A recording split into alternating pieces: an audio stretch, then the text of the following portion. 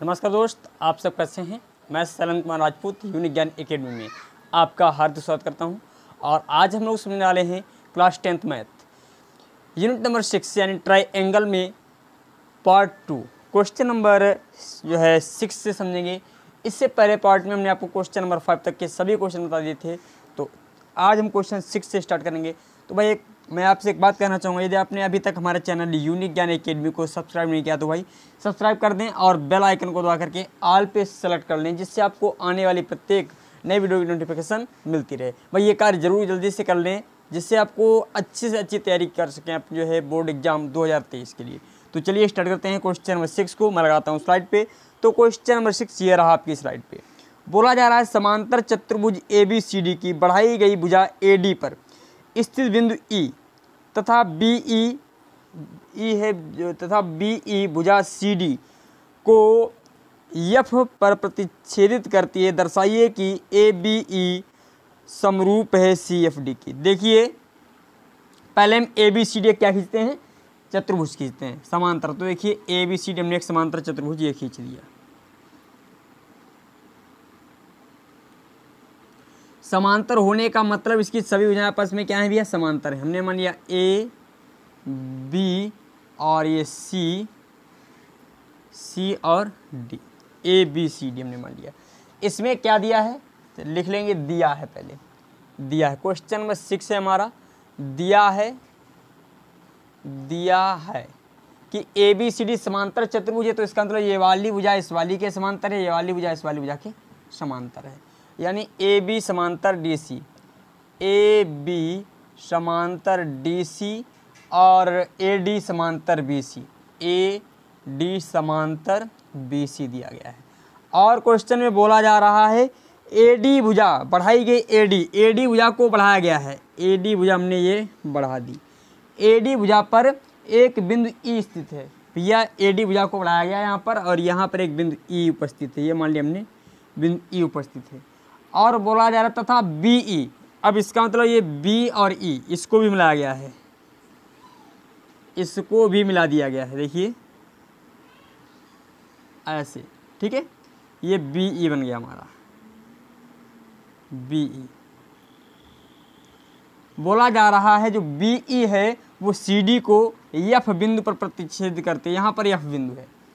तो क्वेश्चन में सिद्ध क्या करना भैया, सिद्ध करना है ABE त्रिभुज। तो सिद्ध करना है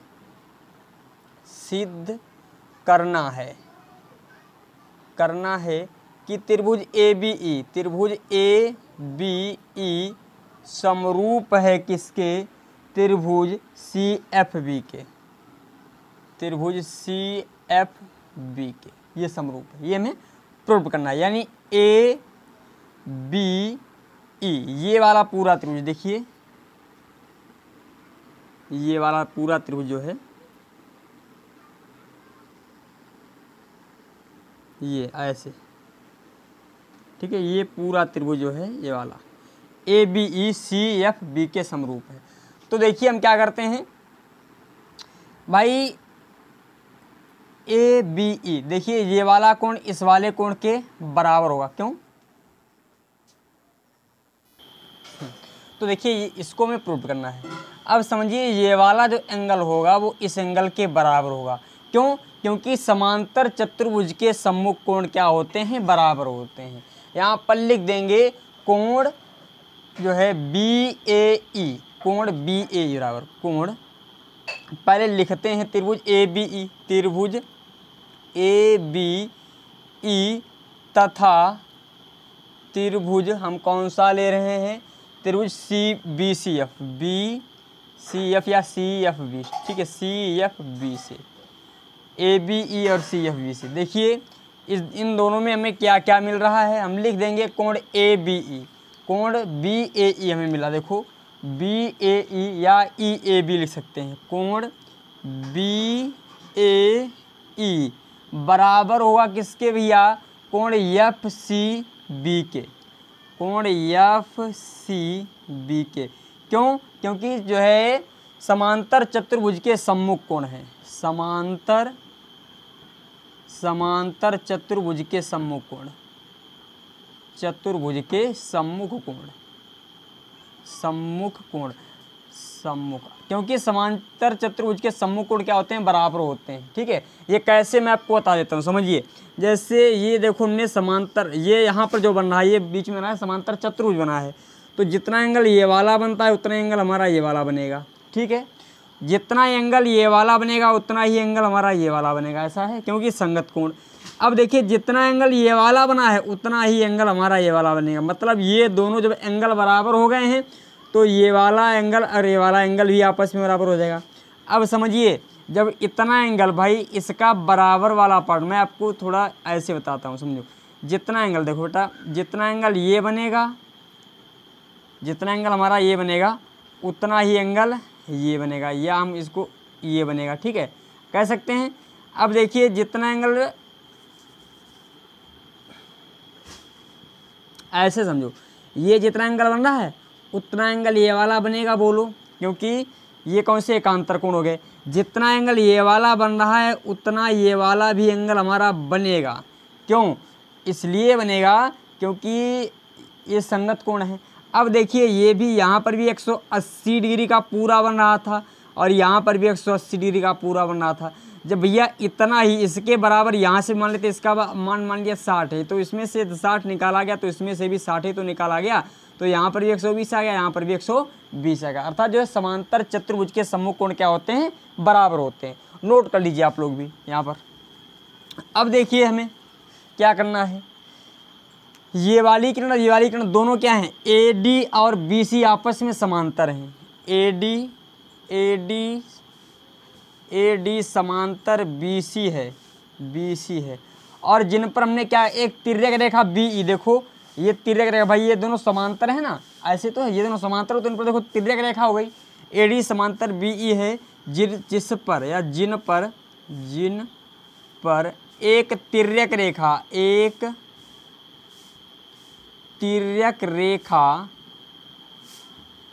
BE खींची गई है, BE खींची गई है। तो ये वाला कोण और ये वाला कोण, ये दोनों क्या हो जाएंगे, बराबर हो जाएंगे। क्यों? ये दोनों एकांतर कोण हो जाएंगे। तो कोण हम कह सकते हैं कोण AEB, कोण AEB बराबर हो जाएगा FBC के, कोण FBC के। क्यों? क्योंकि एकांतर कोण हो जाएगा। ठीक है बेटा, ये दोनों हमारे हो जाएंगे एकांतर कोण। अब समझिए दो कोण बराबर मिल चुके हैं, तो लिख सकते हैं AA प्रमेय के अनुसार, AA समरूपता प्रमेय के अनुसार, समरूपता प्रमेय के अनुसार क्या हो जाएंगे भैया, ABE समरूप हो जाएगा त्रिभुज CFB के। इस प्रकार हमारा क्वेश्चन नंबर 6 पूर्ण रूप से सॉल्व होता है। इसके पश्चात में क्वेश्चन नंबर 7 को लगाता हूँ स्लाइड पे। तो क्वेश्चन नंबर 7 ये रहा आपकी स्लाइड पे, देखिए, जिसमें बोला जा रहा है CD और GH क्रमशः कोण ACB और EFG के समद्विभाजक हैं कि बिंदु D और, यानी समद्विभाजक हैं कि बिंदु D और H क्रमशः त्रिभुज ABC और FEG की भुजाओं AB और EF पर स्थित हैं। यदि ABC समरूप है FEG के, तो निम्न पॉइंट हमें सिद्ध करने हैं। देखिए भाई, इसको हम सॉल्व करते हैं। समझिए क्या किया, पहले हम चित्र को बना लेते हैं। क्वेश्चन में क्या दिया गया, देखो बड़ा आसानी से इसको हम समझते हैं। क्वेश्चन नंबर जो है हमारा 7 है, मैंने स्लाइड पे इसको लगा ही दिया था पहले ही। अब देखिए त्रिभुज, यहाँ पर दो त्रिभुज बनाए गए, एक त्रिभुज ABC बनाया गया है, ये ABC, और एक दूसरा त्रिभुज बनाया गया है FEG बनाया, ठीक है बेटा, नहीं कौन सा, FEG, ठीक है, यहाँ पर FEG, ये दो त्रिभुज बनाए गए हैं।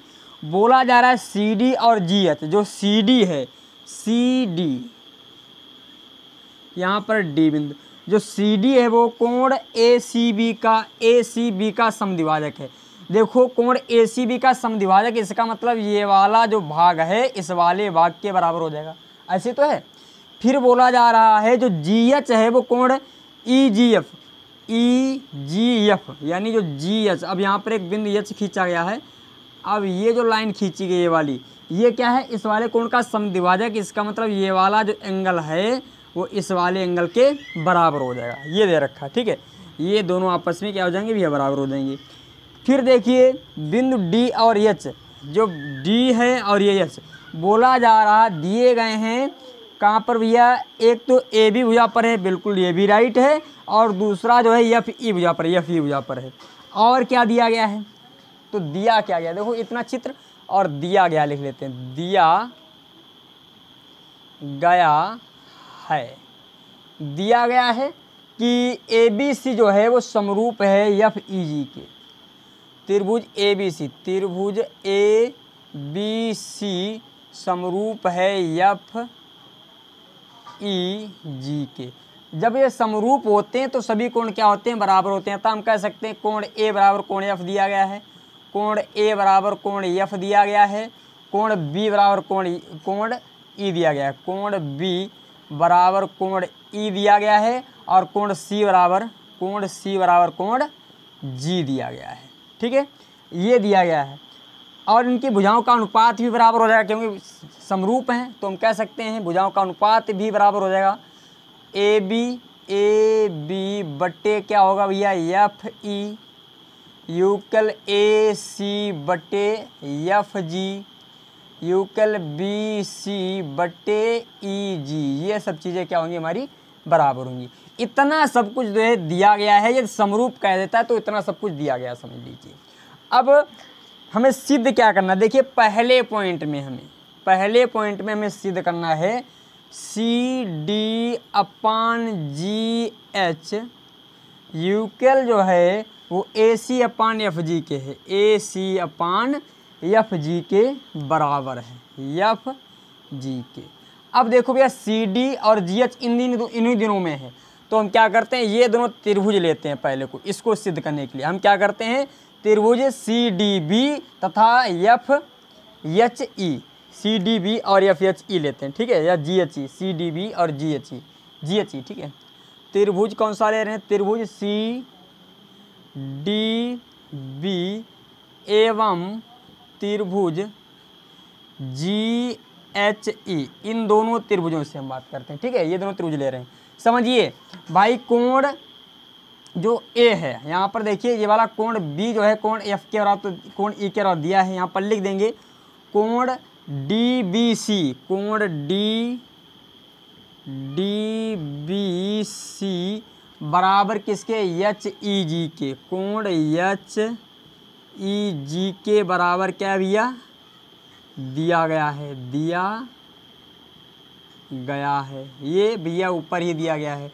अब समझिए यहाँ पर कोण जी बराबर कोण सी के दिया गया है, ये भी कोण जी बराबर कोण जी जो है ये कोण सी के बराबर दिया गया है, कोण सी के। अच्छा, जहाँ पर कोण जी लिखा है वहाँ पर लिख सकते हैं क्योंकि समद्विभाजक है, तो यहाँ पर हम लिखना चाहें तो कोण लिख सकते हैं, कोण 2DCB लिख सकते हैं। भाई ये और ये दोनों बराबर हैं तो वहाँ पर लिख सकते हैं, यहाँ पर नोट पॉइंट में लिखना चाहो लिख लीजिए, यहाँ पर कोण सी, जो कोण सी है वो हमारा 2 कोण DCB के, 2 कोण DCB के, यानी DCB का इसका 2 गुना होगा और ACD का भी 2 गुना होगा, बराबर 2 कोण ACD के भी बराबर होगा। ऐसे तो है, AC थोड़ा कट रहा है, डोंट ट्रिक भाई, नहीं कटेगा। चलो अब देखिए इसी प्रकार हम कोण जो हमारा G है, कोण G जो है उसी को हम लिख सकते हैं 2 कोण HGE,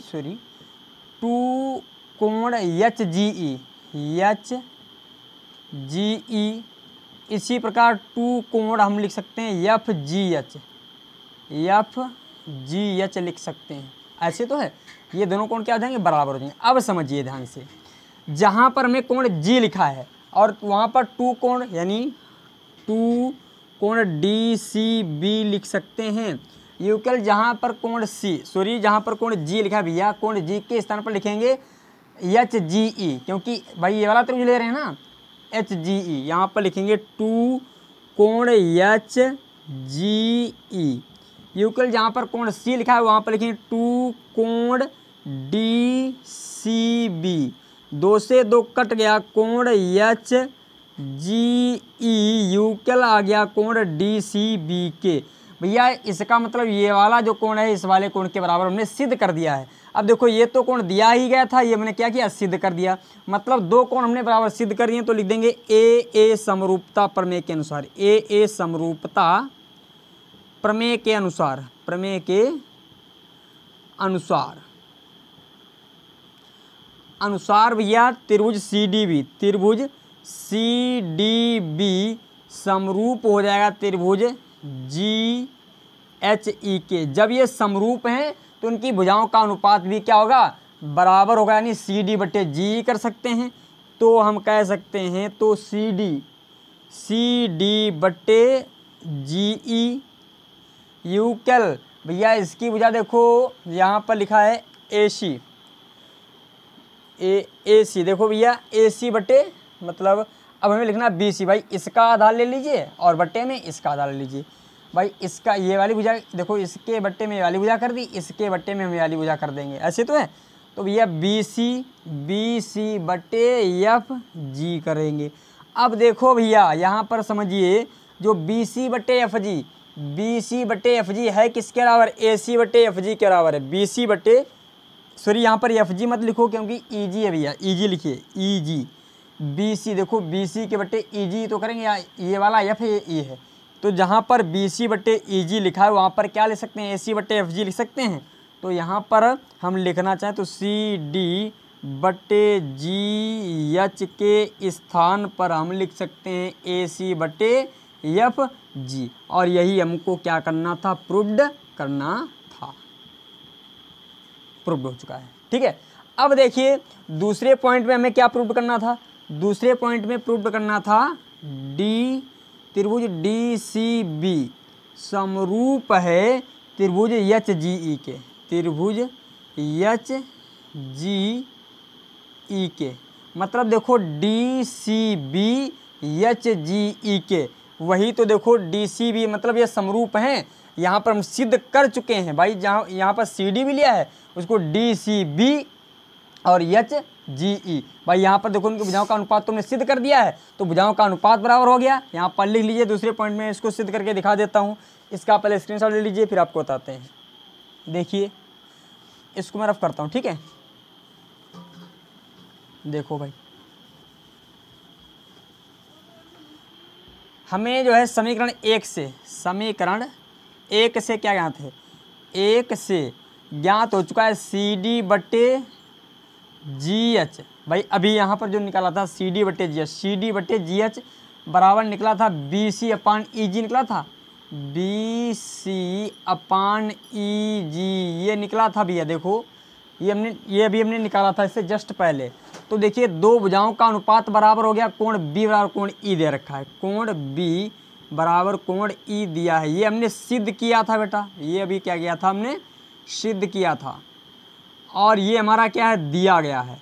अब समझिए दो भुजाओं का अनुपात बराबर मिल गया और एक कोण मिल गया, तो हम लिख सकते हैं यस ए यस समरूपता प्रमेय के अनुसार, समरूपता प्रमेय के अनुसार समरूपता प्रमेय के अनुसार क्या हो जाएगा भैया, ये दोनों आपस में समरूप हो जाएंगे। त्रिभुज डी सी बी समरूप हो जाएगा त्रिभुज एच जी ई के। ठीक है, ये हमारा क्वेश्चन सॉल्व हो चुका है। अब देखिए थर्ड पार्ट में एक पॉइंट और हमें सिद्ध करना है। थर्ड पार्ट में दे रखा है तीसरा पार्ट, यहाँ पर दिया जा रहा है त्रिभुज डी सी ए, त्रिभुज डी सी ए समरूप है एच जी एफ के, समरूप है त्रिभुज एच जी एफ के। ये हमें सिद्ध करना है एच जी एफ के। देखो D C A H G F, हम त्रिभुज ले लेते हैं पहले डी सी ए, लिखेंगे त्रिभुज डी सी ए, त्रिभुज डी सी ए तथा त्रिभुज हम ले रहे हैं एच जी एफ से। अब देखिए कोण ए बराबर कोण एफ तो हमारा दिया गया है, कोण ए बराबर कोण एफ, कोण ए बराबर कोण एफ लिखेंगे, कोण ए बराबर कोण ए बराबर कोण एफ हमारा क्या है, दिया गया है। ठीक है, अब देखो हमने बताया था कोण ए सी डी, भाई ये कोण ए सी डी जो है, यहाँ पर समझिए जो कोण सी है, इधर देखो कोण सी बराबर कोण जी के बराबर दिया गया है, यानी कोण सी जो है कोण जी के बराबर दिया गया है। अब समझो कोण सी को हम क्या लिख सकते हैं, 2ACD लिख सकते हैं, बोलो 2ACD। तो जहाँ पर लिख देंगे 2 कोण ACD, 2 कोण ACD।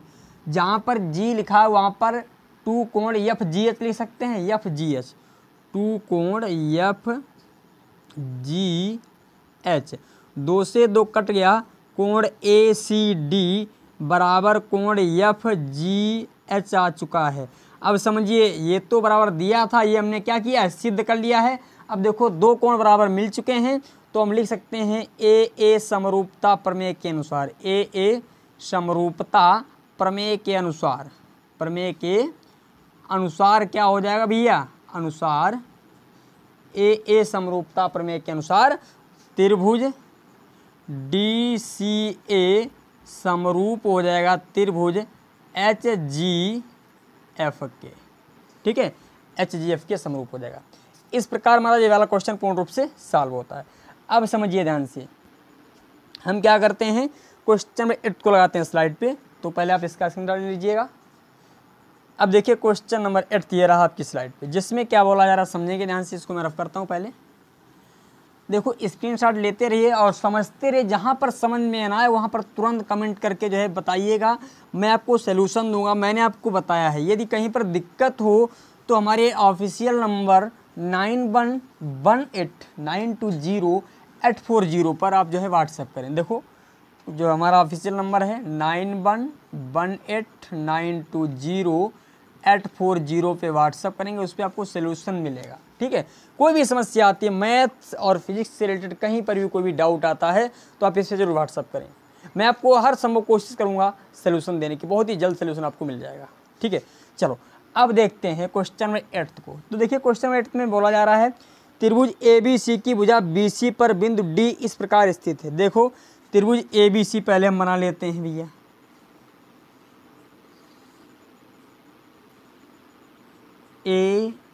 ABC, त्रिभुज ABC की BC भुजा पर बिंदु D यहाँ पर उपस्थित है। जो बिंदु D उपस्थित किया गया है वो बोला जा रहा है कि ADC, भैया ADC, मिस्टेक कर दियो भाई, यहाँ पर D रखो।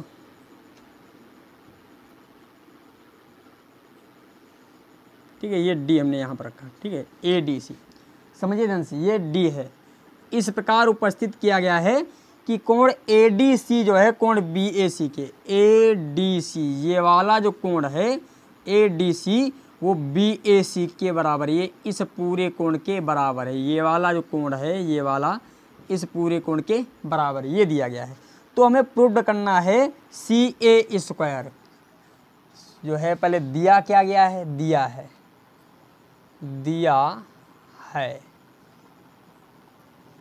है कि भैया जो है कोण ADC बराबर है कोण BAC के। तो हमें प्रूव्ड क्या करना है, सिद्ध करना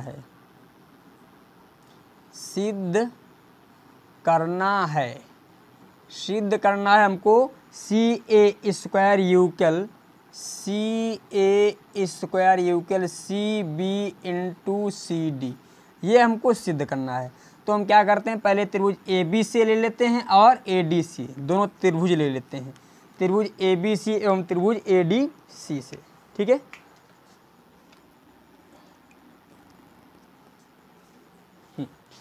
त्रिभुज ABC तथा त्रिभुज ADC से। समझिए भाई ध्यान से, ये वाला एंगल इस वाले एंगल के बराबर दिया जा रहा है। ठीक है, कोण ADC बराबर कोण BAC के, ये हमारा दिया गया है। अब समझिए ये जो कोण C है, ये वाला कोण C, देखो इस पूरे त्रिभुज में भी आ रहा है, ऐसे तो है भाई, और इस छोटे से त्रिभुज में भी आ रहा है। मतलब कोण सी हमारा क्या हो जाएगा, उभयनिष्ठ। कोण सी बराबर कोण सी जो है हमारा ये उभयनिष्ठ हो गया, उभयनिष्ठ हो चुका है। यहाँ पर कोण सी उभयनिष्ठ हो चुका है। अब देखिए दो कोण मिल चुके हैं तो लिख देंगे ए समरूपता प्रमेय के अनुसार। तो ए समरूपता प्रमेय के अनुसार, समरूपता, देखो एक प्रमेय आपको बता दें कौन कौन सी होती है। एक ए होती है, एक ट्रिपल ए होती है, एक यस होती है, और एक यस होती है। ये होती हैं, ठीक है, ये हमारी प्रमेय होती है। इतनी प्रमेयों का प्रयोग, इतने जो है थ्योरम्स लगते हैं इसमें, बस इतने थ्योरम यदि आपको विधिवत रूप से, और मैंने सभी बताए हैं। अच्छा ए प्रमेय नहीं बताया, ये आपका जो है सिंपल सा लॉजिक है जहाँ पर दो कोण बराबर हो जाते हैं। क्यों? क्योंकि देखो त्रिभुज दे रखा है, ठीक है, ये दो त्रिभुज दे रखे हैं भैया, ये वाला कोण दोनों बराबर हो गए, ठीक है। मान लीजिए इसका मान 60 और तो इसका भी मान 60 हो गया, इसका मान 70 है तो इसका भी मान 70 हो गया। तो भैया अब देखो ये दोनों कोण जब बराबर हो जाते हैं, तीसरा कोण ऑटोमेटिक हो जाता है हमारा बराबर। तो जहाँ पर दो कोण मिल जाए तो तीसरा कोण ऑटोमेटिक बराबर हो जाता है। तो इसीलिए हम कह देते हैं दो कोण भी समरूपता में होती है। तो ए समरूपता के अनुसार भैया क्या हो जाएगा, समरूपता के अनुसार त्रिभुज ए बी सी समरूप हो जाएगा त्रिभुज ए डी सी के। और हमें प्रूव्ड करना है सी ए स्क्वायर दे, तो देखिए हम पहले त्रिभुज ए बी सी ले लेते हैं। ए बी सी देखिए भैया, ए सी के बटे, भैया देखो ए सी है, इसके बटे हम क्या करेंगे,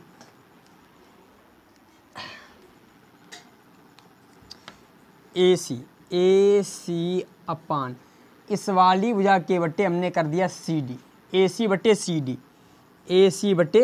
डी कर दिया, ठीक है। यानी इस वाली देखो ये कोण जो है इसकी संगत भुजा ए सी बटे सी डी। नहीं समझे मैं आपको बताता हूँ, देखो ये ऐसे बना हुआ है त्रिभुज, ठीक है। यहाँ पर ये वाला कोण ये वाला है, और इसमें हम अब क्या हमें ऐसे बना लिए हैं, ये देखो डी हो गया यहाँ पर, और ये हो जाएगा हमारा ए और ये सी। हमें सिद्ध करना था कि ए बी सी। तो भैया अब क्या ए डी सी में देखो यहाँ पर ए बी सी, तो यहाँ पर डी कोण देखो ये वाला कोण इस वाले कोण के बराबर हो चुका है, ऐसे तो है। तो इनकी भुजाओं का अनुपात भी क्या हो जाएगा, बराबर हो जाएगा। यानी ए बी सी, यहाँ पर सी है, यहाँ पर ए है, सॉरी बी है। अब ए सी के बटे यहाँ पर भैया ए सी, देखो इसका आधार ले लेते हैं, इसका आधार बटे जो है इसका आधार लिया हमने, और इसकी ये वाली भुजा ले ली। नहीं समझे, इसकी भुजा के बटे इस वाली भुजा को कर दिया। मैं आपको दोबारा फिर बताता हूँ, देखो भैया समझो ध्यान से। भाई ये वाला कोण इस वाले कोण के बराबर दे रखा है, तो समझो ऐसे हमने बना लिया, ये वाला हमने मान लिया ए बिंदु है, ठीक है, बी ए सी हो गया। अब इस वाले कोण को भी ऊपर कर दो, जो डी कोण बनाया है आपने इसको भी आपने क्या किया, ऊपर कर दिया। यहाँ पर रख दिया क्या भैया, डी ऊपर हो चुका है। तो यहाँ पर डी जब ऊपर हो जाए तो हमारा यहाँ पर आ जाएगा भैया क्या, डी जब ऊपर हो चुका है तो ऐसे ऊपर करें तो यहाँ पर सी आ जाएगा, और यहाँ पर आ जाएगा हमारा ए, ऐसे तो है। यहाँ पर डी, यहाँ पर ए आ जाएगा। अब देखिए भैया इसके बटे इस वाली भुजा के बटे इस वाली भुजा को कर सकते हैं, यानी सी ए बटे ए डी, सी ए बटे ए डी, सी ए बटे सी डी कर दो बेटा, सी ए बटे सी डी। इसको ऐसे किए, रुक जाओ थोड़ा ऐसे लेकर जाएंगे ऊपर तो सी डी आ जाएगा, ऐसे सी डी, और इसको हाँ तो सी ए बटे सी डी करेंगे, सी ए बटे, क्योंकि हमें सिद्ध करना है सी डी, ए डी हमारा है नहीं, सी ए बटे सी डी। इस वाली भुजा के बटे इस वाली भुजा को कर दिया, और बराबर में इस वाली भुजा के बटे सॉरी इसके बटे में ये वाली भुजा कर देंगे, ये वाली, यानी बी सी बटे हमने कर दिया सी ए। इसके बटे में ये वाली भुजा कर दी, मतलब इस त्रिभुज को ऐसे बनाना है हमको। ये ए बिंदु हमारा यहाँ पर रहेगा, ऐसे समझ लो ज़्यादा बेटर रहेगा, ठीक है। अब देखो ए बिंदु हमने इधर कर दिया है, यानी इसके बटे हमने इस वाली भुजा को लिख दिया है। ज़्यादा मिस्टेक हो रही है यहाँ पर है, कोई दिक्कत वाली बात नहीं। यहाँ पर डी मान लिया, यहाँ पर सी, यहाँ पर ए। इस वाली भुजा के बटे इस वाली भुजा को और इसके बटे में इस वाली भुजा कर दिया, यानी डी सी ए बटे डी सी और बी सी बटे कर दिया हमने क्या, ए सी। अब देखो ए सी, यहाँ पर ए सी और ए सी की गुणा ए सी स्क्वायर हो जाएगा, अर्थात सी ए स्क्वायर कर सकते हैं इसको, सी ए तो सी ए का स्क्वायर हो जाएगा into B C into C D. और हमको क्या करना था, यही प्रूव करना था। बस यहाँ पर थोड़ा लॉजिक लगाना है आपको, जरा सा यहाँ पर लॉजिक लगाना है। सिर्फ यहाँ पर कोण ए को ऊपर कर लिया, सी ए के बट्टे डी सी कर दिया और बी सी के बट्टे सी ए कर दिया, बस बाकी कुछ नहीं है इसमें, ठीक है। इस प्रकार हमारा क्वेश्चन नंबर 8 भी पूर्ण रूप से सॉल्व होता है। इसके पश्चात में क्वेश्चन नंबर 9, यदि कहीं पर इसमें डाउट हो रहा है तो अब मैंने बताया 9118920920 पे आप व्हाट्सअप करें। सिर्फ जो है सॉल्यूशन जहाँ पर आपको दिक्कत है वहाँ का स्क्रीनशॉट लेकर के सिर्फ ये लिखिए सर समझा दीजिए, मैं आपको विधिवत रूप से सॉल्यूशन दूंगा, ठीक है। इतना आप करते रहिएगा। अब देखिए क्वेश्चन नंबर 9 को मैं लगाता हूँ स्लाइड पे। तो क्वेश्चन नंबर 9 ये रहा आपकी स्लाइड पे, जिसमें क्या बोला जा रहा है समझेंगे ध्यान से। देखिए क्वेश्चन नंबर 9 में बोला जा रहा है 6 मीटर लंबी जो है 6 मीटर वाले एक ऊर्ध्वाधर, भैया एक ऊर्ध्वाधर स्तंभ है जिसकी लंबाई 6 मीटर दे रखी है, 6 मीटर है, ठीक है। फिर बोला जा रहा है ऊर्ध्वाधर लंबाई की भूमि पर जो छाया बन रही वो 4 मीटर की, इसकी जो छाया बन रही है, लाइट उसी 2 मिनट रुकेंगे भाई, बहुत जल्द सॉल्व करता हूँ।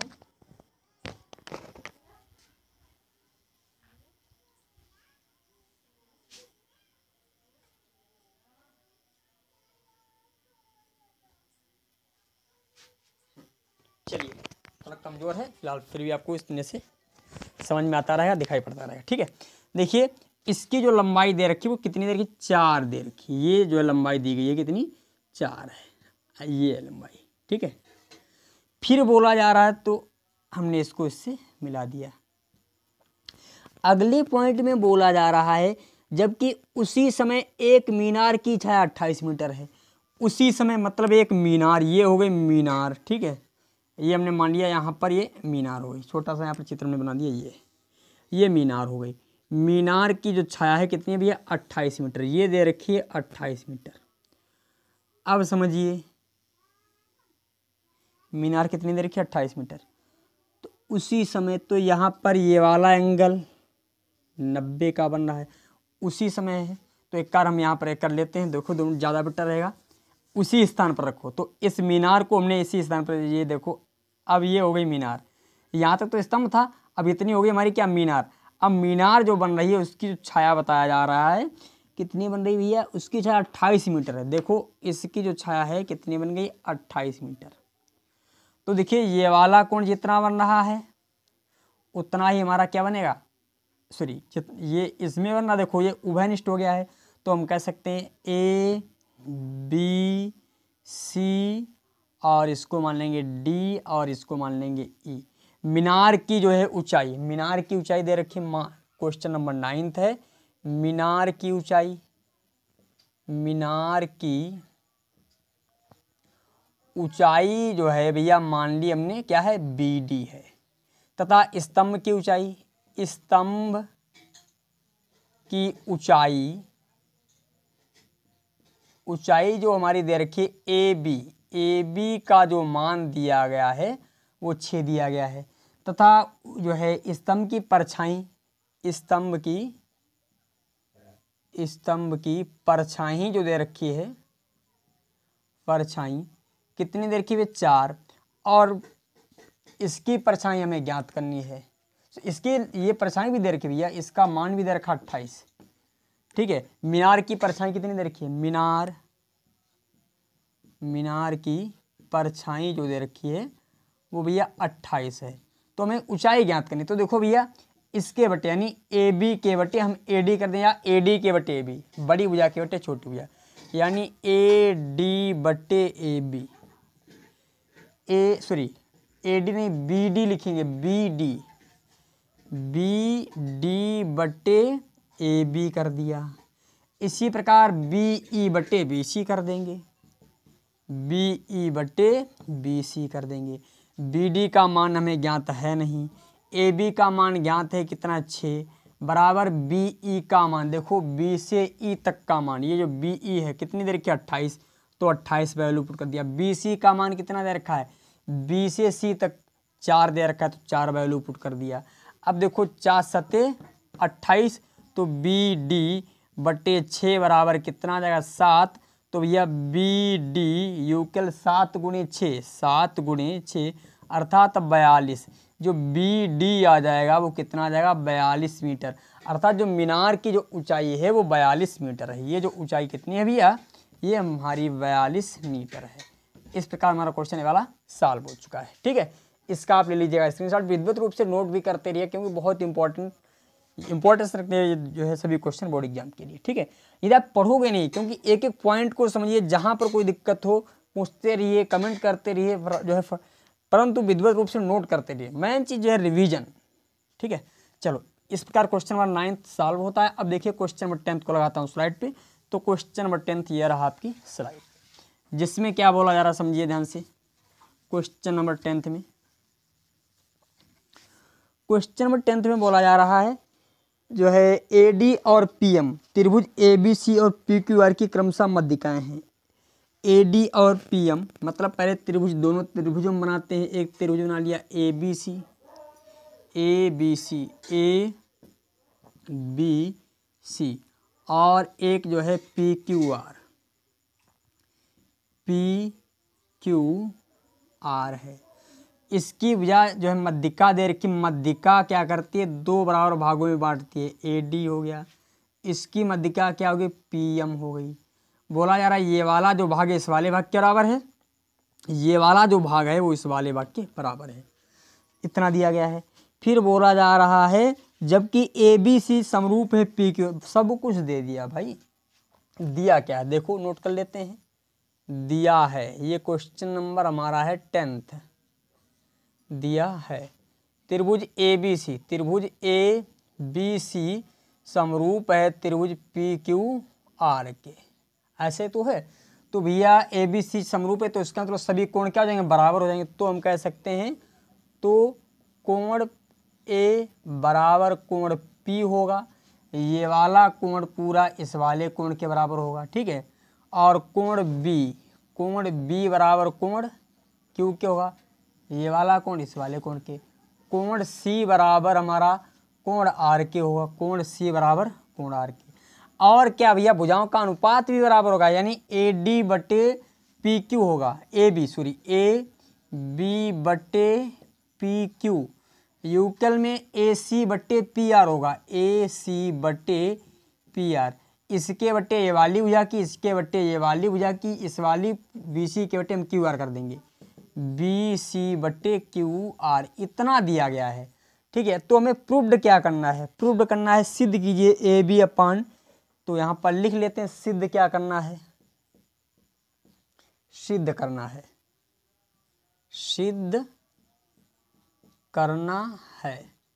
सिद्ध करना है हमको जो है A B upon P Q, A B upon जो पी क्यू है वो किसके बराबर है, वो A D upon P M के बराबर है, A D upon P M के बराबर है। तो हम क्या करते हैं, हम ले लेते हैं पहले त्रिभुज ए सी डी और पी आर एम। त्रिभुज लेंगे ए सी डी, लिखेंगे त्रिभुज ए सी डी तथा त्रिभुज पी आर एम से। ठीक है, इन दोनों त्रिभुजों से देखो भैया हम ज्ञात करते हैं।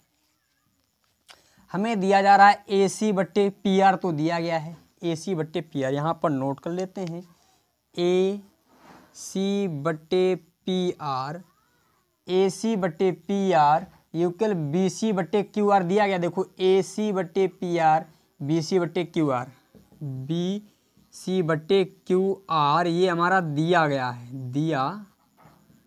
है। अब देखो मध्यिका जब होती है तो मध्यिका की बात कहीं पर, यानी बी सी जो है वो 2 भागों में बांटी गई है डी के द्वारा। तो जहाँ पर बी सी लिखा है वहाँ पर हम 2 गुणे सी डी लिख सकते हैं, यानी सी डी का भी 2 गुना हो सकता है और बी डी का भी 2 गुना हो सकता है, यानी 2 गुणे बी डी भी हो सकता है। अच्छा, जहाँ पर क्यू आर आपने लिखा है वो क्यू आर के स्थान पर हम 2 यम आर कर सकते हैं बराबर 2Q यम भी कर सकते हैं। इतनी चीज़ें हम कर सकते हैं। तो जहाँ पर BC लिखा है वहाँ पर हम क्या लिख दें भैया, जहाँ पर BC लिखा है वहाँ पर 2CD लिख दें, क्योंकि ये वाला ACD त्रिभुज लिया है।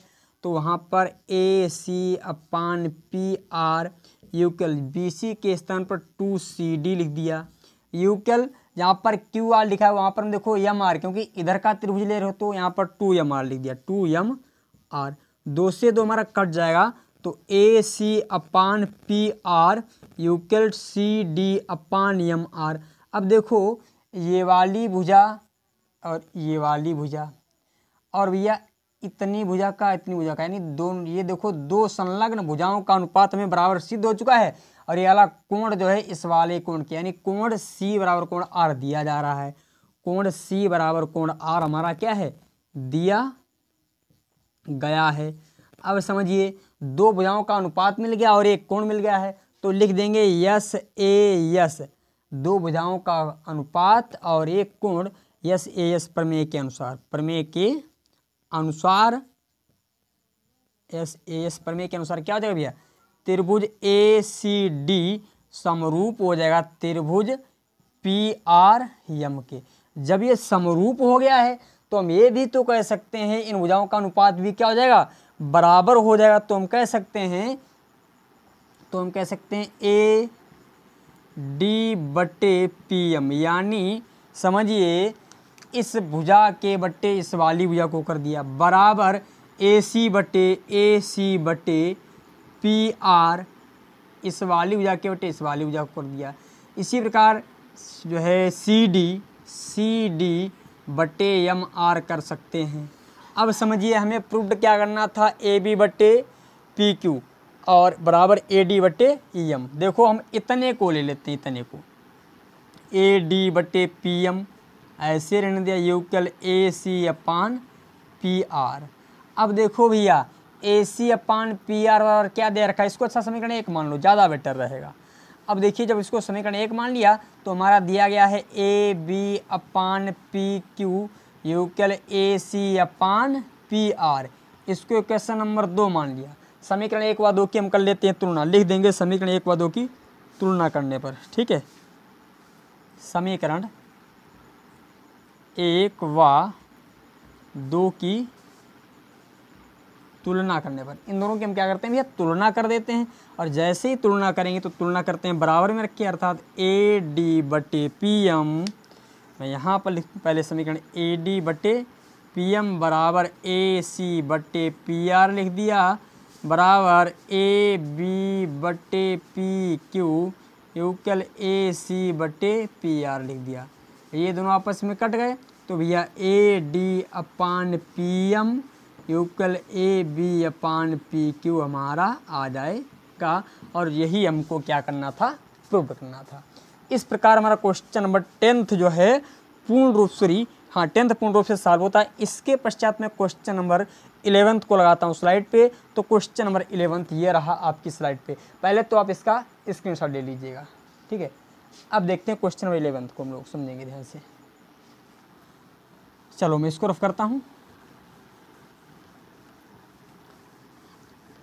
भाई देखो ये वीडियो आपको पसंद आया करे तो भाई जो है लाइक कर दिया करो बस थोड़ा, और चैनल को अभी तक सब्सक्राइब नहीं किया तो भाई सब्सक्राइब कर लिया करो, थोड़ा हमें अच्छा लगता है आप लोग जब सब्सक्राइब करते हो तो थोड़ा। इसके पश्चात क्वेश्चन नंबर 11th को लगाता हूँ स्लाइड पे। तो क्वेश्चन नंबर 11th ये रहा आपकी स्लाइड में, जिसमें बोला जा रहा है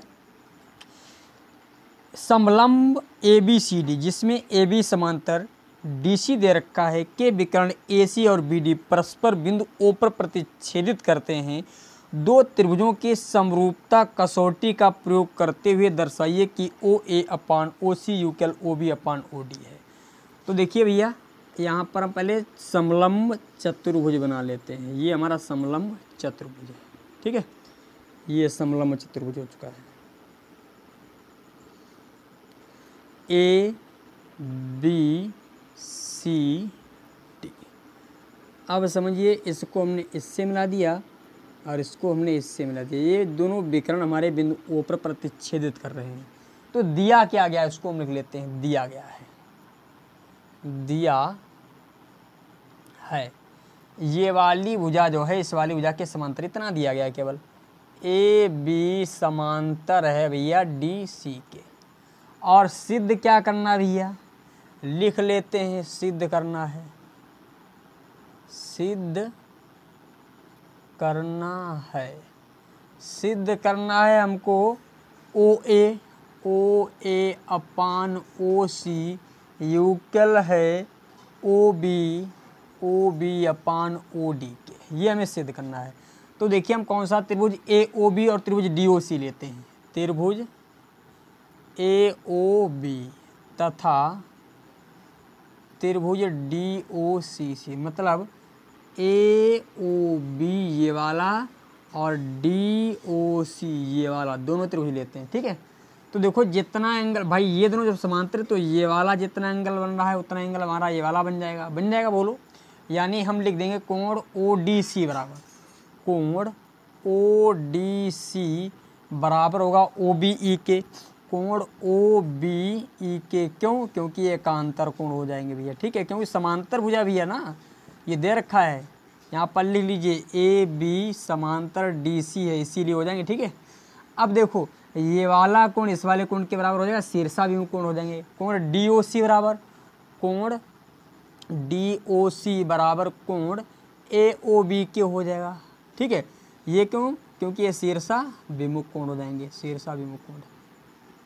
ठीक है, जब शीर्षाभिमुख कोण हो चुके हैं तो हम कह सकते हैं अतः ए समरूपता प्रमेय के अनुसार, समरूपता प्रमेय के अनुसार, प्रमेय के अनुसार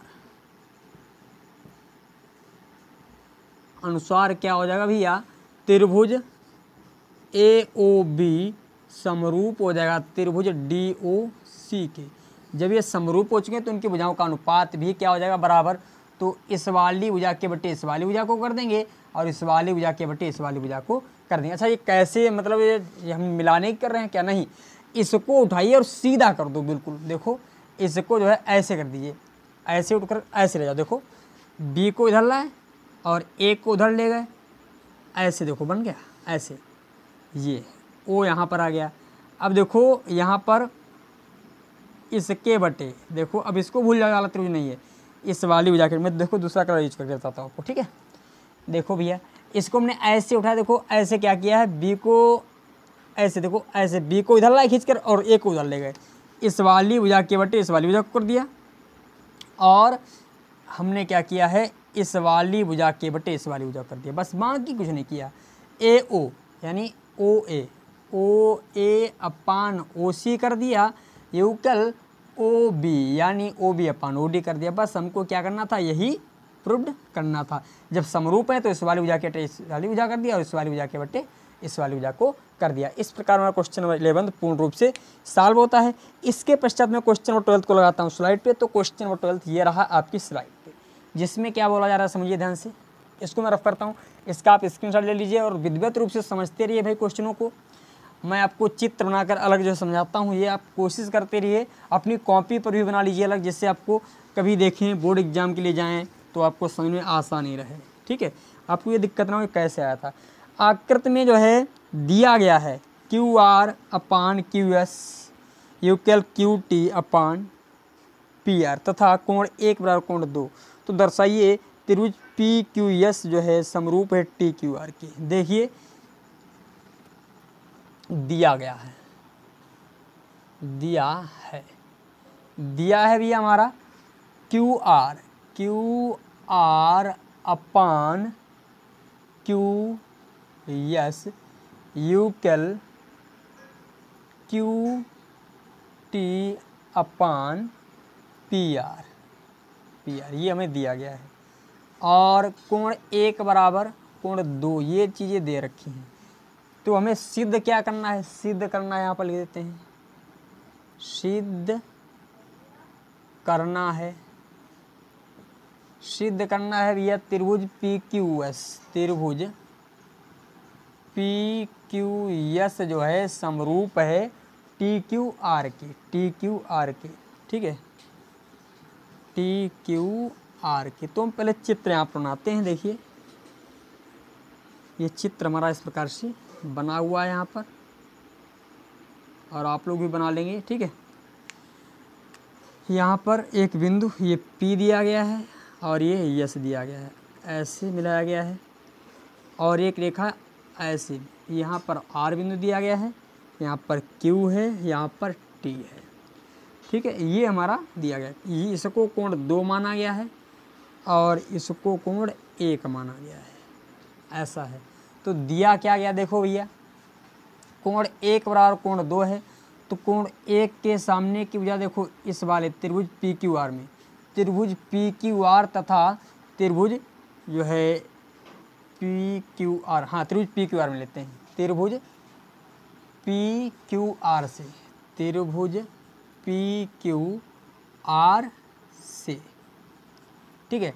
कोण 1 यानी कोण PQR, कोण PQR बराबर दिया गया है कोण किसके, PRQ के, कोण PRQ के।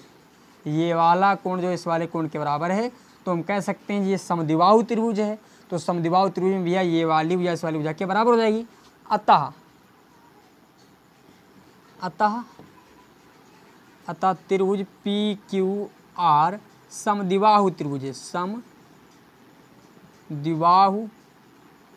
त्रिभुज है। तो क्या हो जाएगा भैया, PQ बराबर हो जाएगा भैया हमारा PR, ये हो जाएगा। अब हम क्या करते हैं, त्रिभुज लेते हैं PQS तथा त्रिभुज भैया कौन सा TQR, त्रिभुज PQS तथा त्रिभुज TQR से। देखो भैया ये वाला कोण PQS में, देखो PQS में ये वाला कोण और TQR में, दोनों में हमारा कोण मिल चुका है। लिखेंगे त्रिभुज यानी PQS बराबर कोण TQR के, TQR यानी उभयनिष्ठ हो चुका है, उभयनिष्ठ, ठीक है, उभयनिष्ठ हो चुका है। PQS लिया है ना हमने, PQS ही तो लिया, नहीं PQS। अब देखो ये वाला जो है भाई, ये वाला कोण उभयनिष्ठ हो चुका है हमारा। अब समझिए यहाँ पर ये वाली भुजा TQR PQ पर, अच्छा हम एक पॉइंट और कर सकते हैं यहाँ पर। अब जो ये वाला जो कोण है इस वाले कोण के बराबर हो जाएगा। क्यों, देखो भैया दिया है QR अपान QS और QT अपान PR, और PR और क्या दे रखा भैया QP। इसको हम चेंज करके क्या लिख सकते हैं, समझिए ध्यान से, इसको हम लिख सकते हैं QR अपान QS यूक्ल QT, और जहाँ पर PR लिखा है वहाँ पर हम PQ लिख सकते हैं। अब देखो थेल्स की प्रमेय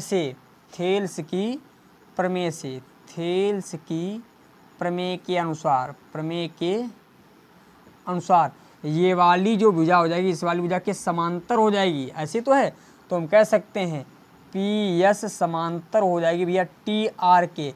जब PS समांतर हो चुकी है TR के, तो ये जो ये वाला एंगल जो बन रहा है वो इस वाले एंगल के बराबर हो जाएगा। तो कोण R बराबर कोण S के हो जाएगा, और कोण जो P बराबर हो जाएगा कोण T के, कोण P बराबर कोण T के हो जाएगा। समझे यहाँ पर।